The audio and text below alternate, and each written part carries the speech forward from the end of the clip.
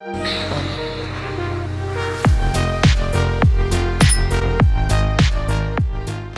and welcome to I've Seen Everything, where the name is ironic and the reactions are...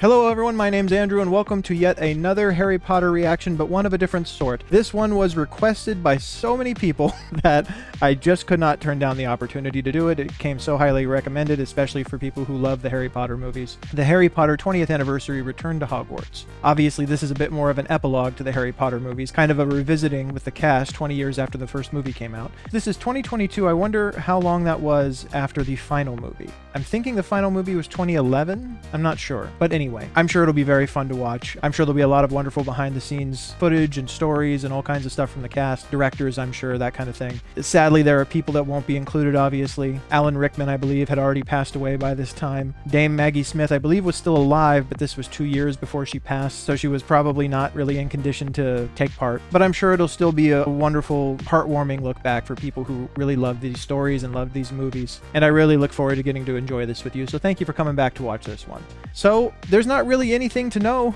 There's no plot points to go over. This isn't even a narrative film. This is a documentary special kind of thing, just to celebrate the 20th anniversary of the first Harry Potter movie. So, there's nothing else to say on the front end here. Let's go ahead and get into it. If you'd be so kind to go ahead and go over and check out the Patreon. The full-length reaction to this movie is already available over there. There's full-length reactions to other movies, including all of my reactions to the Harry Potter films. There's exclusive television show reactions, all kinds of stuff over there. I really appreciate it if you go have a look. And if you consider becoming a patron, it's greatly appreciated.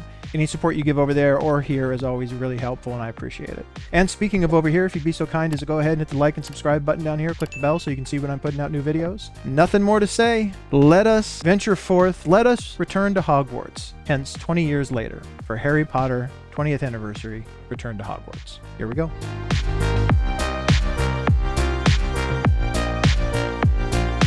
Mysterious thing time. Albus Dumbledore.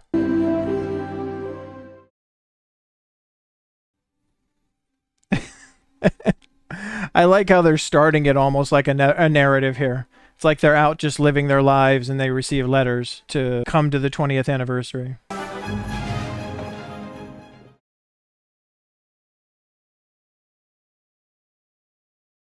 They wouldn't do it now probably with the TV show they're going to be doing, but I do wonder if anyone ever considered doing sequels of some kind to the story, like the kids when they're older.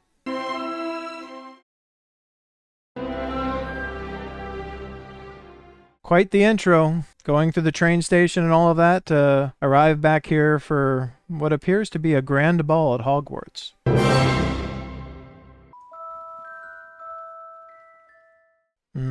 Appropriate. Where do you start a Harry Potter special but with Harry Potter? People meeting in secret all over the country were holding up their glasses to Harry Potter, the boy who lived. They may answer it here, but if anyone knows, I'd be interested. Like Diagon Alley and Hogwarts, all of us up the interiors, were they on sound stages, or I imagine they would have to be. When the books came out, the queues of kids round the block, thousands of them all waiting for the latest one.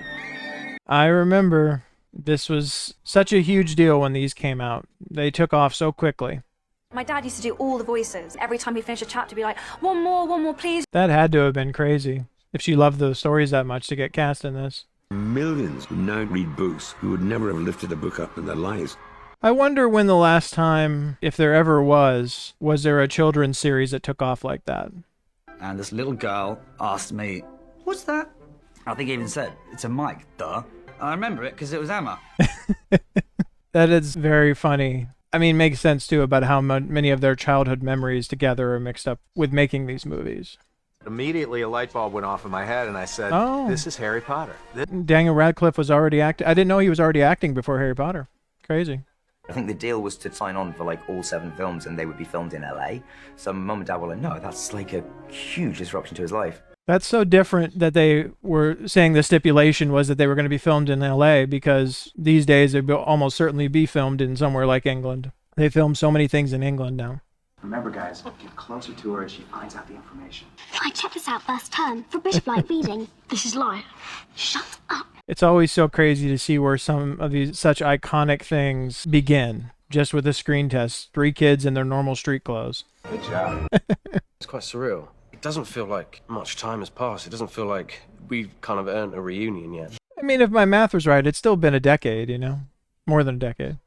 And they're back in that setting, you know? We're announcing you've got the parts. There is now going to be a lot of media outside your house, so you can't go home. So far, it's sort of Yeah, just all of a sudden your entire life changes, you know? You're cast to play the biggest roles there are out there at that time. That's me. Like, I am that girl. So I live in a family of 7. I've got a red-headed sister. Rupert and Emma did kind of match their characters decently, just from their own lives. How do you feel about becoming famous? Be cool. Tell us that Daniel lived under a set of stairs. My memory of it is that it seemed effortless to you. I want everyone to feel comfortable. I want everyone to feel like it's a family. I want everyone to feel like they're home. Yeah, he was a very good pick for the first couple of films, especially since they were supposed to be a lot more younger tone, younger cast. You get the director of Home Alone, you know? Bring that magic to life. Looking back, I am sort of amazed at the fact that I wasn't ever, like, completely overwhelmed by it. That's also a big undertaking to keep a cast that size full of children in order and doing what they're supposed to, you know? You know what we did a lot of as well was that Oh my god, so much hand slaps. Yeah. There is a lot of downtime on sets. You have to pass the time somehow. Someone running after all the kids. Don't mess up your costumes. See? Makeup and wardrobe people having to go and reset them. Fancy seeing you boys here. Snuck away. Couple of Gryffindors. A bit more pleasant to each other this time around than when they were in their characters. Draco was just mean to everybody. Tom Felton seems a bit nicer. Fluffy. And with Dumbledore gone. Good afternoon. You can't do much better than Alan Rickman. And there's a lot of great actors in these movies. Robbie Coltrane. He was such a kid, like, just so much fun. I've tried absolutely everything. I've tried dreams, I've tried jobs. Yeah, I gotta go look at his filmography and figure out where the first place I saw him was. The only thing that's coming to mind right now is a pretty small part he had in Goldeneye, James Bond movie. Pierce Brosnan's first. I keep thinking about that scene where I get called a mudblood. Yes. And you were so sweet with me that day. That was a big character moment for Hermione. And they had a beautiful exchange there. Hogwarts shouldn't feel as if it's a world that couldn't exist in reality.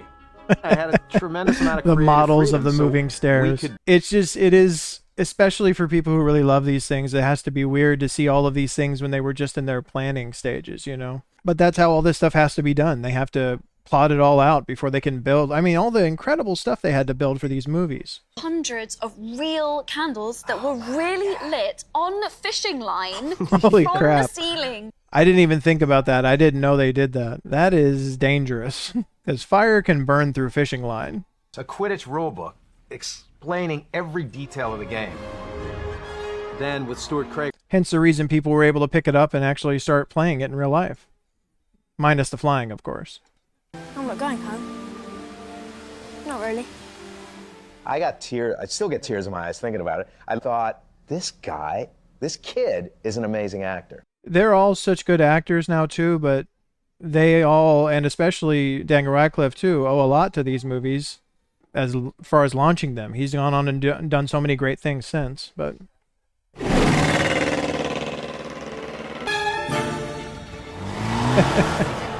I remember watching that one and thinking that had to have been Hagrid coming on his motorcycle. Nope, the Weasley boys come to break Harry out.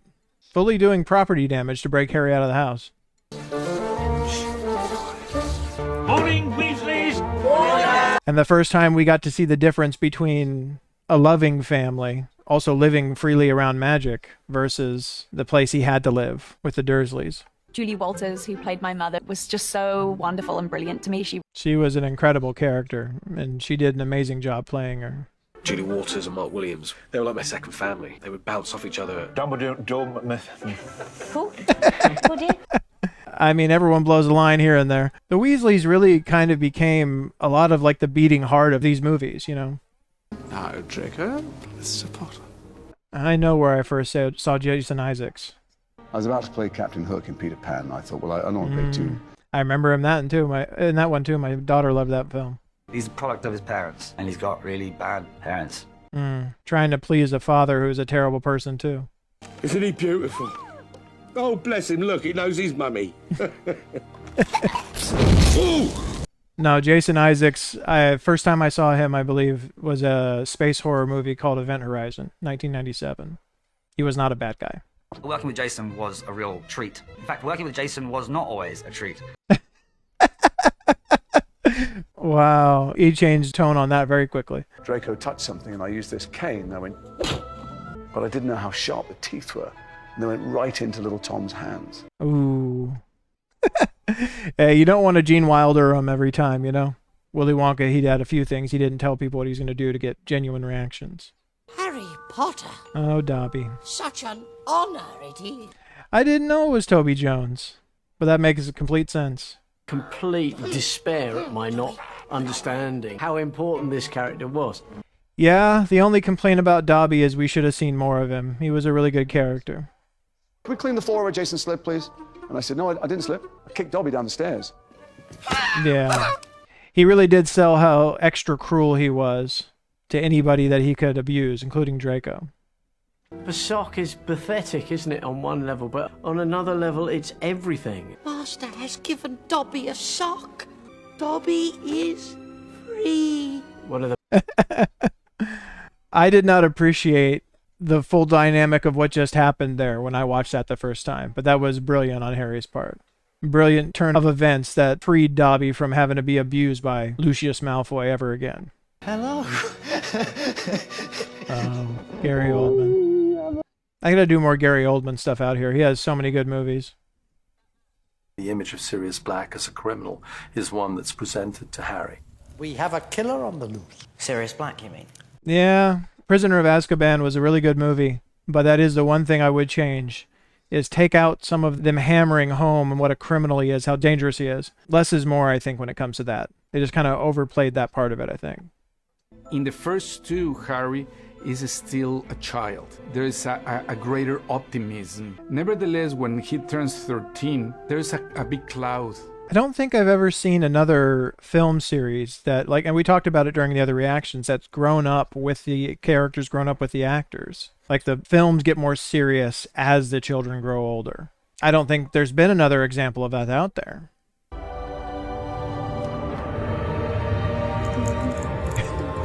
I remember I did not understand what was happening in this scene. It was a much darker kind of story. There was a lot of kind of quite adult themes in it. It was the first time they kind of really dealt with, or it was significantly darker. Chamber of Secrets had some darkness, but... The first person I remember being like in awe of when they came in was Gary. Listen, Emma, you need to be cool. Because Gary Oldman, it's a really big deal, and you need to be cool. Yeah, he was I mean, they had big stars around them, but he was also already a really big star at that time. And Gary was amazingly generous as a person, but also as an actor, and immediately embrace him and include him in the acting process. So many questions. I also now wondering, I've seen so many Gary Oldman films, I don't know if I've ever seen him do anything else that was children's film before, or in that area. All the stuff in the Shrieking Shack at the end, I feel like me, Rupert, and Emma were just like watching tennis in that scene, just being like, this is acting. Yeah, there was a lot of emotions flying back and forth in that scene, where Sirius finally had the person in front of him that he had dreamed of getting his revenge on. Let's kill him! Wait! I did my waiting! Right there. 12 years of it! In Azkaban! To spend over a decade in prison for something you didn't do that was done to people you loved and cared about. He's painted as this villainous guy, and then has the switch where you go, oh, he was set up, and he's a good guy. It really switched so quickly as far as the tone of how you saw the character. He sets this exercise where he asked us to write an essay in character. And I said, Rupert, where's your assignment? He says, well, I thought that Ron wouldn't do it. And he's probably right. That's a great reaction. But he also just maybe didn't want to do it. I mean, being honest. Sirius Black finds a redemption by having Harry understanding who he truly is. It's a moment of great liberation, of great freedom. Buckbeak is not a girl. I've been told that so many, not a her. I've been told that so many times. Got that wrong in the reaction, the whole reaction long. And I couldn't remember his name either. Goblet of Fire, doing all of the Triwizard Tournament stuff, it was so lovely to be surprised and blown away. Yeah, the first 4 films all had such a different feel to them, I feel like. The two most similar were probably Sorcerer's Stone and Chamber of Secrets, but still, they were all pretty different. The fourth book is the biggest of them. It's about 900 pages. It's a doorstop. It's a house brick. You have to have people loving the stories you're telling to get them to read something that's that long. Gee, especially a kid's book, or technically a kid's book. There's just this kind of like firecracker of energy who gets so excited by things. And there was this kind of really endearing, like childlike quality to him. It does take a special director and crew to work with so many children, you know. I don't think everybody can do it, at least not very easily. Especially that many. The Weasley twins, whom I was very fond of. Oh, I forgot. They had to put them in old man makeup because their spell backfired on them. These two were sort of pressing about at it. Okay, who wants to fight? Like an idiot. I was like, oh yeah, okay. Well, of course, I was a tubby 6-year-old. Yeah, be careful with child actors at that point. I mean, I feel like it was probably mostly just rolling around. Cracked a couple of ribs. Absolute agony from then on. I had made a complete twit of myself. You know when you shouldn't break a director's rib? That's a funny story to have about how you cracked your ribs. Oh, I got on the ground and was rolling around with these actors who wouldn't fight properly. I was showing them how to do it. They just mirrored all those kind of awkward phases you go through as a teenager, and they really felt like that too, because we were literally having the same experiences. Truly, like what part of their life the characters were at that time, mirroring where the actors playing them were at that point in their lives too. Especially like the fourth film was the one with like the bow batons and the Durmstrangs, so like you had whole groups of new interesting people that you have never seen before, and a bunch of hormonal teenagers. I feel like it did not take a huge acting stretch for me to tap into my awkward, nerdy teenage side. No, it did not. This is why they're telling the actors who are going to be in the show that they have to commit for a certain period of time too. They'll be those ages as they're playing the story too. The Yule Ball is first and foremost a dance. Uh-oh. Time for Dame Maggie Smith and Rupert to do a little dancing. Place your right hand on my waist. What? Mortifying for a kid that age. I didn't really know. I'd never danced with a lady. I didn't remember him having such a scowl on his face. They kind of convinced me there was this whole like dance routine plan. We were like, oh, do you know your steps? It's funny that they were pranking him like they were older brothers too. There wasn't really a lot of stretch as far as characters on most of these. The primary three fit their characters very well, but so did the twins. There was all these young people perfectly dressed. I had forgotten about that. That was quite a look for Ron. It was bold. We had on with like really, really wide lapels and long sort of tails, and you didn't feel cool. I look like my great aunt Tessie. Yeah, especially Ron didn't. I mean, that's like the Christmas Story pink bunny suit thing. Like some relative or your mom or somebody's made you something to wear that you hate. Emma obviously looked beautiful and was in an incredible dress. Yeah, Emma had quite an interest in that scene. Particularly Ron, see Hermione as a young woman. Is that Hermione Granger? No. This is also the first little hint between the conversation with them later of what would happen, what was destined to happen later on, the two of them. I knew it was a big deal, and I was miserable. I just knew it was the like duckling becomes a swan moment. It was a very different moment for her and her character. It was very different on the focus of her character and what purposely how she was seen to that point. I'm not a dancer and I will never be able to dance. Yeah, I feel like I'm pretty rigid in that dance scene. So you're going to deal with a cast of children, or at least younger people, but now they all have to know how to dance. Draw what you thought God looked like. Tom had drawn a girl with a backward cap on a skateboard. Let's go ahead and say that Tom Felton was the least like his character, at least among the children. Emma and I have always loved each other, really. Tom was the one that I could often be more vulnerable with. Nothing has ever happened romantically with us. We just love each other. That's nice that they had such a nice friendship behind the scenes. I mean, again, it's understandable. All of these kids had to have grown so close during the course of this. They spent such huge, important sections of their life together. And suddenly there is Voldemort. We have Voldemort and the demise of Cedric. I cast Ralph Fiennes because he's one of the most potent actors of his generation. I saw Ralph Fiennes in a very different movie the first time I saw him. Has children who are... You're being asked to play Voldemort? You've got to do it! Who would have thought it would become one of the defining roles of his career? I'm sure he didn't. He's been human, but he's become a snake-like thing. That's what so many of you guys told me. Come to die. Wasn't human, was kind of rejecting his humanity. I kept asking about the nose. Wanted to be ultimately evil and otherworldly, and the best way to do that was to take his nose off. I guess I just wish there had been a moment where they had referenced it specifically. They just kind of never address it, but I guess that probably is better for the character, just not knowing certain things. It took about 3 hours in makeup, the painting of the hands, the nails, the teeth. Going back real quick, first place I saw Ralph Fiennes, 1995, I think it was, Strange Days. Kind of a near-future cyberpunk detective murder story. Yeah, just very quickly and unceremoniously, it seemed. My boy! Suddenly, something completely unexpected happens. That was a brutal moment. Absolutely brutal moment. That was the first real death. The first one that we saw, anyway. Now the children have left childhood. It's a transformational moment for these stories. 3 of them, they're in adversity, and that forges friendships, as we know. First moment that Harry actually encounters Voldemort and someone gets killed right in front of him. Not by Voldemort, but one of his lackeys. Still here. I mean, has anyone fed them? She did play a very good villain. Bellatrix Lestrange was a maniacal and great villain. Okay, now you can be Harry Potter. Okay, thank you. I've seen Helena Bonham Carter in Too Many Wonderful Things to count. She's always amazing. I said, I do love you, and I just wish I'd been born 10 years earlier. I might have been in with a chance. Hitting on Helena Bonham Carter as a kid. That's some guts.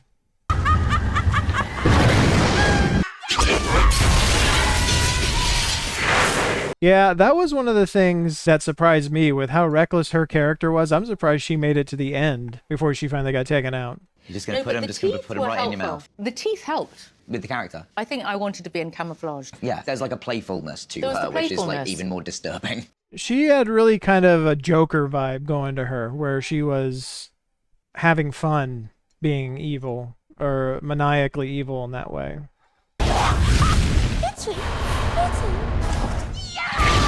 Bellatrix was just this wild thing. That was the thing that surprised me about her character, is she was so wild so much of the time. To see her have such devotion to Voldemort, see her have devotion or control herself to serve anything, was odd at first to see.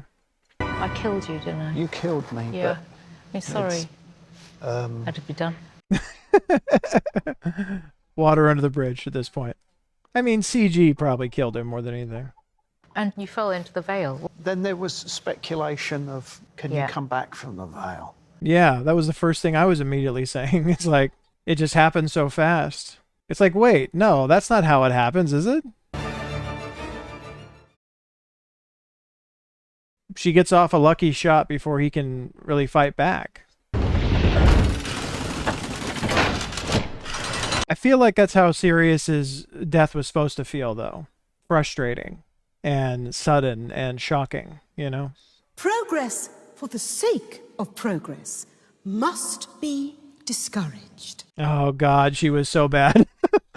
she was so evil in a way that made your skin crawl. That overly nice but evil stuff coming out of her. You say much more and you might as well induct him into the order straight away. Good, I want to join. If Voldemort's raising an army, then I want to fight. You could tell, I mean, people wanting to please the people they see as parental figures, you know, kind of the opposite of Draco and Lucius, briefly with Harry and Sirius. Dan and Rupert, they had each other. I had my cronies, whereas Emma was by herself. Yeah, that had to have been just psychotic to go from anonymity as young children to your whole life changes. Just this fame that's indescribable. What, you considering pulling out? I never really spoken to you about this. I don't know if you ever felt like it got to a tipping point when you were like, this is kind of forever now. Yeah, no, I had moments like that. I don't think they could have done that. I don't know if they could have gone on with a recasting. That would have been really, really hard. It's a long time to have this be this part of your life and have your life be crazy like this. Even if it's positive, that for the most part, that's still a lot of pressure to be under. I'm just very proud to be a part of something that means so much to so many. That's what good art does. You can't imagine all the ways it finds people in the moments where they need it most. I remember Dan very vividly. It was on my screen test. Mistletoe. That was funny. I can't remember, was that actually in the movie? Luna Lovegood vibe because she is a bit spacey. Yeah. Hello, everyone. She just kind of states stuff. Yeah, very honest and just kind of off the wall stuff, which is kind of the purpose, throw people off. The movies kind of gave people permission to accept parts of themselves, so it was quite liberating to see your oddness as a superpower represented on screen. That is an amazing thing to represent and encourage in people, to make them feel good for, accepting who they are. Things that can make you feel like that in art are invaluable. Which way you going, Longbottom? Man, Neville went through such a transformation over the course of all of these films. He might be one of my favorite character arcs. Working hard is important, but there's something that matters even more. Believing in yourself. Yeah, Harry became like a rebel leader by necessity more than anything else. Hello. I always found Ginny Harry, that relation. That was the first time I thought about that. I don't know why I thought she was so much younger than him, but just she was only a year behind him. Everyone on this set has known you for about 6 or 7 years and they watched you grow up. And they're now going to just watch you kiss. Cool, yeah. Yeah, that had to have been an interesting day on set for sure, for both of them. But it's quite funny looking back at it now, us doing these incredibly elaborate moves and nothing happening. And nothing happened. And they said, okay, this time we are going to blow up Hogwarts. That's the same thing like with superhero movies too. Them having to do these motions like they're doing like these crazy powers. And it's like, just imagine it's happening. We're going to put it in. Harry is under the impression Draco Malfoy is now a Death Eater. He was certainly being pressured to become that. I think the one thing about Draco is that what he wanted was never considered. He was meant to... You dare to talk to me like that in my own house? To please his father, to be an appendage of his father, become who he thinks he ought to be. Please let me help you. I don't want your help. Don't you understand? I have to do this. I don't think I fully appreciated the character importance of this moment when I first saw it. That Dumbledore is still trying to help him, and that Draco doesn't end up doing it. If we can get just 1% of empathy or sympathy for him, then we'll have done our job. Yeah. The moment we see some humanity to Draco that he couldn't actually do it. And to watch Tom create that struggle on screen, it was just so impressive. Yeah. I definitely didn't appreciate that fully the first time I watched it through. Severus, please. Avada Kedavra. Harry, I mean, again, what he had to think was going on when Snape protected him but then killed Dumbledore. There was nothing else he could have thought. So many people that we both thought would be around for much longer. They're like family, grieve in the same way. Yeah, too many people lost. Richard, only 2 films in. It does not do to dwell on dreams, Harry, and forget to live. Richard Harris was such a special person. That character also would have been so different, I think, had he gone the entire run of the films. They were both such great actors, but they brought such different energy to that role of Dumbledore. Will you give us another 12, please? Yeah, I need to watch more of his stuff. Be nice to see some of his films as a younger man. Richard Griffiths. There's no such thing as magic. He was so angry all the time. Such hatred for Harry. I wondered when I'd be seeing you, Mr. Potter. John Hurt. He was another one who I had seen in so many things before I saw this. To be here, the Dark Lord himself forbade me to speak of this. Yeah, she was just a year before this came out. She was in The Count of Monte Cristo with Richard Harris as well. She taught me a lot. See, I can't even say it. I had forgotten that she had passed. She had this ability, yeah, just to sort of to show such empathy in our eyes. Yeah, that one got me a bit, because you can see he had a special relationship with her. How to bewitch the mind and ensnare the senses. He was such a powerful and incredible actor. He really was. 2 actors can relish metaphorically fencing with each other. Alan was a magician in that way as an actor. It's funny. You'll have people who know Alan Rickman for nothing more than this, and you'll have people who know him for nothing more than Die Hard as Hans Gruber. and so many other things.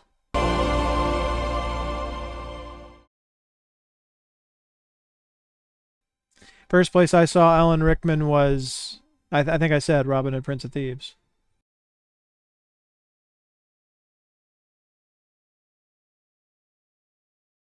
That had to be hard, especially to lose him during filming, but some of them died not very long after these films are over. It's both really cool and it is weird, like, walking around here and seeing the sets that we were, like, kids on. It did have to be so weird walking into those familiar places again after so many years. I'm surprised the sets still existed. Maybe they're part of a tour or something. They usually take things like that apart. It had her name engraved because I was beside myself now. I have forgotten so much of this. It doesn't feel like... Hey, the death of a pet is very difficult to go through, and especially for a kid while they're on a set working, I'm sure. No one else can really quite understand what we experience. It's a very unique thing. I think David Yates used to describe us as astronauts. Yeah, that's what I've been saying. Is like I don't think there's a cast that went through a experience like this over this kind of time period, especially from being children. If we were doing a stunt, I trusted that one of you would catch me. That kind of trust and reliance, and very few working environments where you get that much time to build that up. It's a very special bond they must all share, having gone through this. They're right. Who else could relate to what they went through during these years of their lives, this decade of their lives, or however long it was? Camping out in different places. The tone was a lot darker. It felt like a different film. Dumbledore sends you off to find all these Horcruxes, but doesn't tell you how to destroy them. I was going to say, I don't think he knew how to destroy them necessarily, but I've also been told that was in the books. That in the books, he gives them a lot more instruction about what to do. Do some a lot more serious. I saw you two the other night. That's nothing. Ron went through some difficult emotional ups and downs over the course of several movies. On the last movie, the director came in and was like, hey, how about you do slow dancing to Nick Cave for 5 minutes? You're like, wait, what movie are we working on? Like, great, but okay. It is a very fine line to walk, too, this scene of making sure it's not romantic at all. They're friends who really care about each other, and he's doing what he can to try to cheer her up. To walk that line and have it land, it takes some skill to be able to do that, I'm sure. Incredibly competitive. Ridiculously competitive, about who was going to run faster. Who would get caught last? Hey, you got to entertain yourself on set somehow. Yeah, I couldn't figure out for the life of me what the heck she was doing when she did that. You'd see each other do like a bit of real acting. You go, oh, cool. That was cool. Yeah, that was really good. Yeah. Obviously, us kissing was the most horrifying thing either of us. That's understandable, but also hurts. It would be interesting to see them do other movies together. I don't think any of them have worked together since Harry Potter. I wonder if they would shy away from that because people wouldn't be able to separate them from the Harry Potter characters if they saw them together on screen. It was just built up so much for the whole series. And 8 films. Yeah, you wait the whole time for it to happen. Slughorn's having Christmas do, you know. And we're meant to bring someone. That shot of the two of them laying and their hands almost touching, that was kind of the whole thing. In this moment of extraordinary jeopardy, they turn to each other and then they just kiss. Yeah. They really, hey, it really sold the payoff of it, I think. They waited so long for this to happen. I knew I was going to kind of have to be the one to kind of make this thing happen because Rupert was not going to... Yeah, that had to have been a bit strange for someone you grew up with like that. Every time... They really went in and grabbed each other.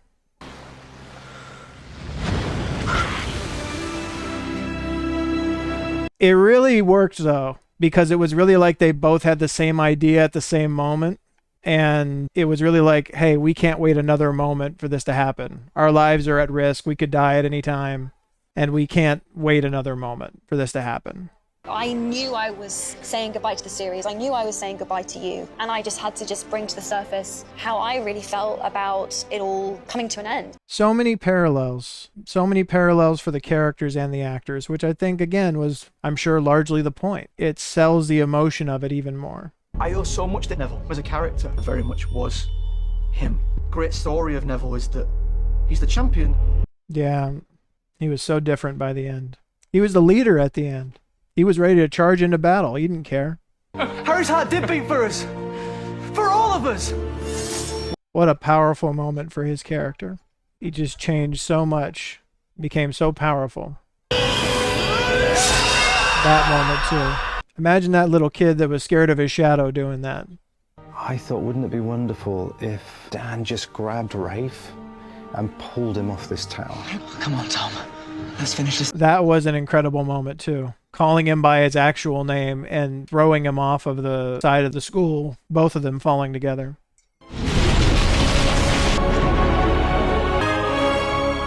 Wand flew back to who it really belonged to, and with no more Horcruxes left.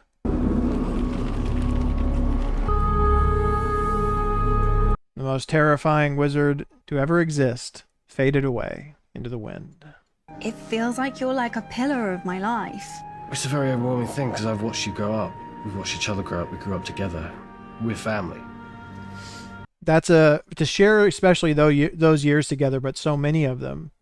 People get close on films and they have to drift apart and go do other things, but to have something like that go on for that long and then to go on to other things, I'm sure they still get together and communicate, but... As a friend. Just to be clear for everyone watching. Yeah. Ron and Hermione might be together, but Emma and Rupert are not. It's got to be kind of an indescribable thing, though they've certainly tried to during this. It was such a metaphor for what was actually happening. We had to jump to travel into another world. Forget that they don't shoot things in order. It's interesting that was their last thing to shoot. I remember all of us just holding each other, utterly devastated. Imagine hearing them call that's a wrap on your character on that final film. When did you pass your driving test? I'm like, Order of the Phoenix. That means he was driving without a license in Chamber of Secrets. There's something about Harry Potter that makes life richer. The amount of people that have said things like, these are the only films my dad and I watch together. Like, we can't talk about anything else. And like, we watch Harry Potter together and that's been our thing. Things that you can bond with people in your life over, especially across generations, are incredibly important. And especially if it's so meaningful to you. If it's so much a part of who you were and your journey growing up, who you've become. One of the things that was unique about Harry Potter was the fact that you get to see young children grow into adults and to see that journey on film. Yeah, certainly not that way. It's a unique experience for both the fans and for the people who made all of these things. It's an end of an era. It's 10 years of my life. Finest gamekeeper in Hogwarts, last day on Harry Potter. Wow. Yeah, for any of them.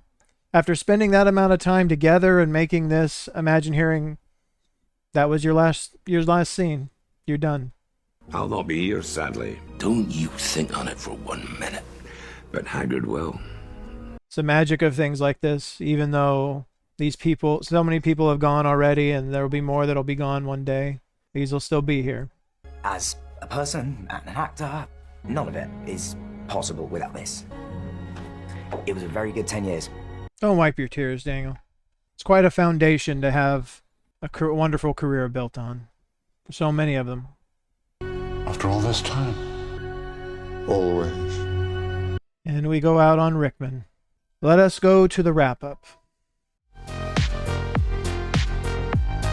Well, what can you say? Beginning the wrap-up for the final Harry Potter reaction officially.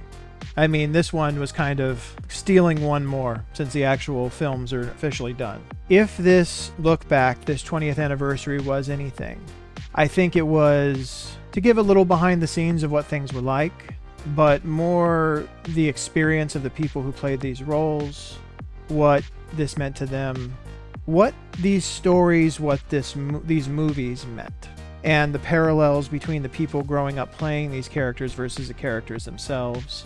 They are right. I hadn't thought about that, but I said early on, I don't know if there's been another experience like this with actors growing up playing roles like this for this period of time, especially during those younger years. I think without a doubt there hasn't been. And I may never see something like that again, except, of course, the series.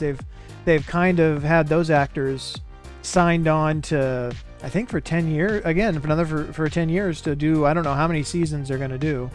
If they're going to do a season for each book or how they're going to do it. But it will be interesting to see in the future, especially after the TV series has come and gone, if it goes well.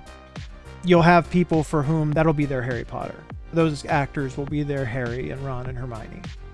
I wonder if that then creates friction between different factions of, no, the movies, no, the television show. Let's hope not. Let's hope it's just something everybody can appreciate. But it's something that I found myself continually thinking about throughout all of this was, again, reflecting on the importance of these stories, especially to the people who love them. Reflecting on the importance of art, reflecting on the importance of stories. People who have talked to them about how much these stories have meant to them, how these are things that they and family members could talk about, could bond over, how these were the things that were there for them in the moments where they really needed something. They found something that felt like it understood them, something they could relate to, something that they could take their mind away from difficult things when other things in life maybe were too hard. Any combination of things. I see this a lot, not just for people who do movies and stuff like that, but people who do YouTube videos, people who do like comedic stuff, all this kind of stuff. Like people come up to them and tell them how much what they do means to them, and they're surprised by it. It's like, it's important because these are the things people hold on to many times when life is difficult. I feel like almost all of us have some version of that. Movies that we cling to, music that we cling to, just any kind of art that really touches us and moves us and that we really connect with. Beyond that, it can also just be that you appreciate a really good story and you have seen these as really fun, well-told stories.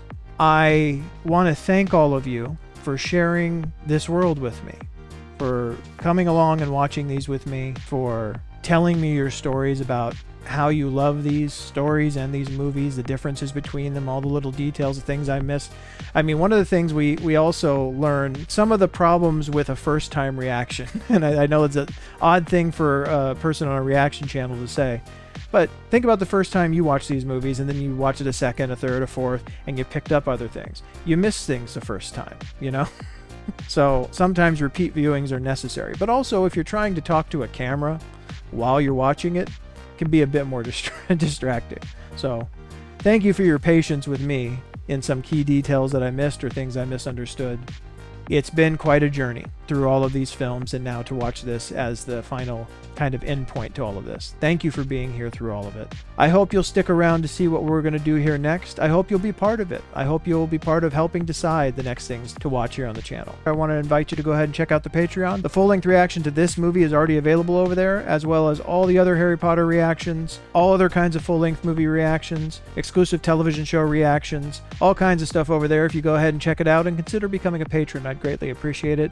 Any support you offer over there or over here is always greatly appreciated. And speaking of over here, if you'd be so kind as to go ahead and hit the like and subscribe button down here, click the bell so you can see when I'm putting out new videos. And also shout out to my first Seen Everything patron, Aunt Vess. Thank you for your support. This will always be a special chapter in the efforts of what I've tried to put together on this channel, and I appreciate you being a part of it. Thank you for watching this with me today. Thank you for being here through all of this if you were, and I will see you on the next video.